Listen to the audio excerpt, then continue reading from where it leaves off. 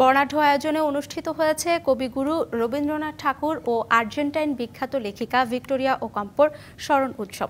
Indira Gandhi cultural সেন্টারে আয়োজনে ছায়ানটে রবীন্দ্রনাথ ও Victoria ওকাম্পোর স্মরণে গান পরিবেশন করেন রবীন্দ্রসঙ্গীত শিল্পী আনন্দ গুপ্তা ও কবিতা ও নাচ পরিবেশন করেন অন্যান্য শিল্পীরা। এছাড়া অনুষ্ঠানে বিভিন্ন পরিবেশনার মাধ্যমে রবীন্দ্রনাথ ঠাকুর ও ভিক্টোরিয়া ওকাম্পোর নানা সময়ের স্মৃতিচারণ করা হয়।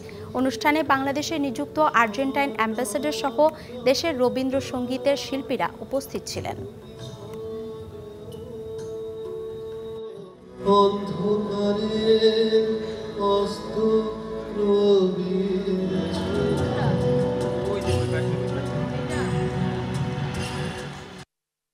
বছর আগে গুরুদেব রবীন্দ্রনাথ ঠাকুর সাউথ আমেরিকার দেশে গিয়েছিলেন, আর্জেন্টিনা।